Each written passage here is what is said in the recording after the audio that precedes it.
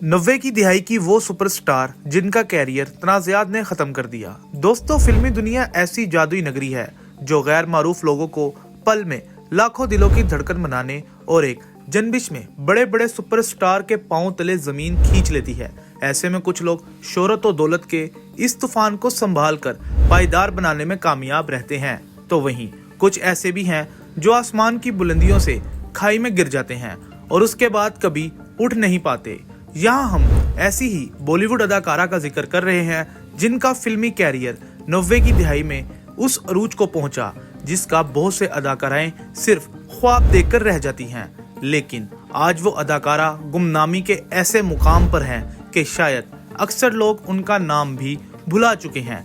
वो अदाकारा ममता कुलकर्णी है जो 20 अप्रैल 1972 को एक मतवज़ तबके से ताल्लुक़ रखने वाली मराठी ब्राह्मण फैमिली में पैदा हुई।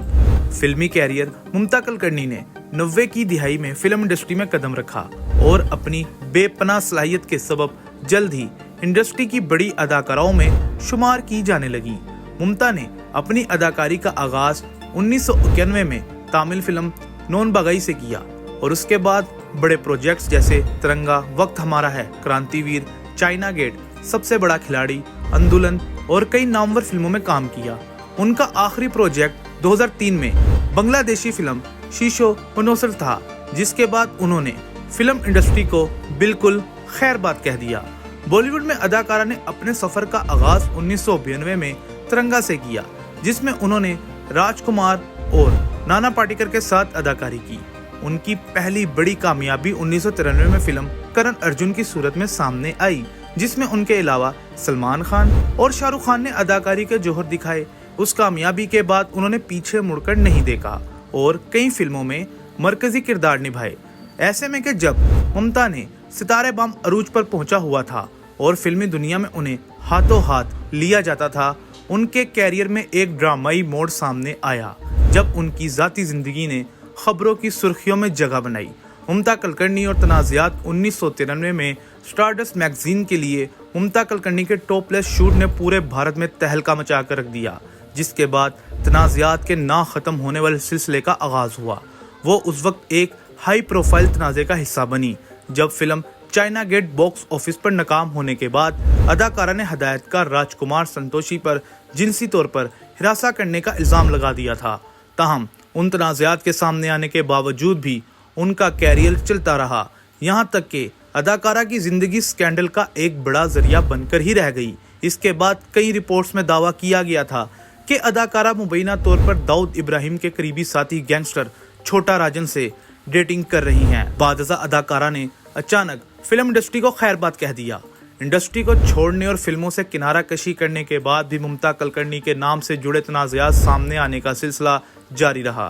ताहम उनके नाम को बड़ा धचका उस वक्त लगा जब ये अफवाहें मंजरे आम पर आईं कि ममता कुलकर्णी 2013 में बॉयफ्रेंड और international drug Lord Vicky Goswami से शादी कर ली है और दुबई मुंतकिल हो गई।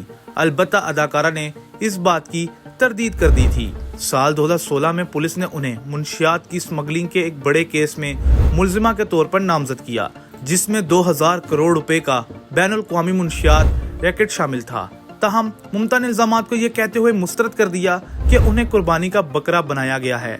बादशाह रवा साल बम्बई हाई कोर्ट ने सबूत की कमी का हवाला देते हुए उनके खिलाफ इल्जामात को मुस्तरद ही कर दिया। ममता कुलकर्णी का जवाल असल में ममता के कैरियर का जवाल का आगाज उस वक्त शुरू हो गया था जब हदायतकार राजकुमार संतोषी ने उन्हें 1998 में अपनी फिल्म चाइना गेट में लीड रोल के तौर पर कास्ट किया। ताहम मामलात मंसूबाबंदी के मुताबिक आगे ना बढ़े और राजकुमार संतोषी और अदाकारा के दरमियान ताल्लुकात खराब हो गए। अफवाहें गर्दिश करने लगी कि ममता को फिल्म से निकाल दिया गया था और गैंगस्टर छोटा राजन की जानिब से मुदाखलत किए जाने के बाद ही उन्हें दोबारा फिल्म का हिस्सा बनाया गया। ताहम जब ये फिल्म रिलीज हुई तो बॉक्स ऑफिस पर ज्यादा कामयाब ना हो सकी और एवरेज करार पाई। अलबत्ता इसका एक आइटम सॉन्ग धूम मचाने में कामयाब रहा। फिल्म का वाहिद गाना आइटम नंबर छम्मा छम्मा अर्मिला मंडोडकर पर फिल्माया गया था, जिसने अर्मिला के कैरियर को फॉरवर्ड गियर लगा दिया।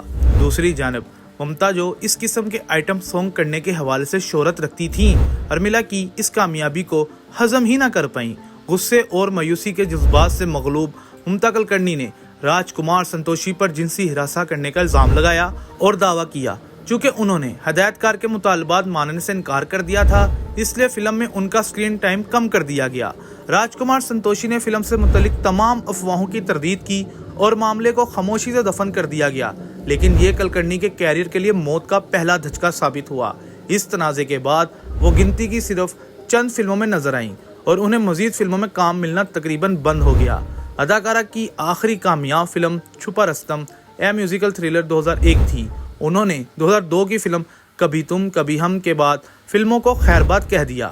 ممتا نے اپنے کیریئر کے دوران ہندی فلموں کے علاوہ کنڑ، تامل، تیلگو، بنگالی اور ملیالم زبان میں بنائی گئی فلموں میں بھی اداکاری کے جوہر دکھائے۔ ممتا کلکرنی اب کہاں ہیں؟ ایک وقت میں ناقابل یقین سٹارڈم کو چھونے والی ممتا کلکرنی نے یہ انکشاف کر کے سب کو حیران کر دیا تھا کہ انہیں ایکٹنگ کبھی پسند نہیں تھی اور وہ صرف اپنی والدہ کے کہنے پر فلم انڈسٹری کا حصہ بنی۔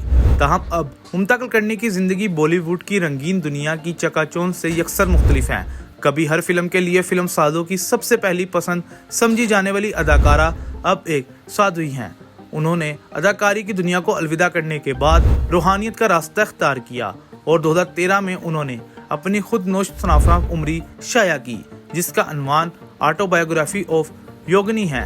تاہم اس کے بعد سے ممتا کلکرنی نے بالکل خاموش زندگی گزارنے کا انتخاب کیا اور اب وہ کہاں ہیں اور کیسی زندگی گزار رہی ہیں اس بارے میں کچھ معلوم نہیں۔